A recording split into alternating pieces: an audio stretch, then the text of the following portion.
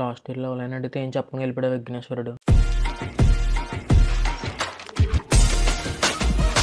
ఈ ఇయర్ అయినా ఎలాగైనా అడిగి తేల్చుకోవాలి. విఘ్నేశ్వరాయ, ఓ వినాయకాయ. మాట్లాడట్లేదండి. ఇలా కాదు, ఈరోజు ఎలాగైనా ఈయనతో మాట్లాడాలి మనం. ఓం గణపతయే నమః, ఓం గణపతయే నమః, ఓం విఘ్నేశ్వరాయ నమః, ఓం విఘ్నేశ్వరాయ నమః, ఓం గణపతయే నమః, ఆవాహయామి ఆవాహయామి. ఏంట్రా నీ గోల అంటే ఎన్నిసార్లు పిలిచినా పలకరే స్వామి. నాకేమన్నా ఇది ఒకటే మండపం అనుకుంటున్నావా, నువ్వు ఒకడే భక్తులు అనుకుంటున్నావా? వేలల్లో మండపాల్లో కోట్లలో భక్తులు ఉన్నారు, వాళ్ళందరూ వినపాలు వినొద్దా?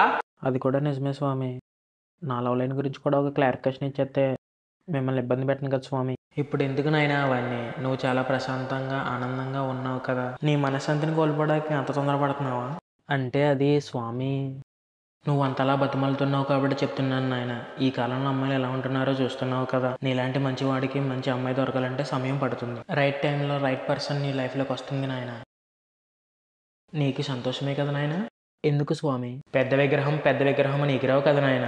పెద్ద విగ్రహం అయితే పెట్టాం కానీ ఆనందం అయితే లేదు స్వామి. వినాయక చవితి రోజు ఉన్న వాళ్ళు తర్వాత రోజు ఎవరో కనిపించట్లేదు. పేర్ల మీద కూర్చోడానికి కూడా ఎవరో ముందుకు రావట్లేదు స్వామి. ఈ సంవత్సరం వద్దు, వచ్చే సంవత్సరం కూర్చుంటాము అంటున్నారు స్వామి. ఉండి కొలది భక్తి భయం అందరికీ తగ్గిపోతున్నాయి స్వామి. దీనికి ఎలా అయిపోతే ఎలా అయ్యా? ముందు ముందు ఇంకా చాలా చూడాలి. ఇదేనయ్యా కలికాలం అంటే.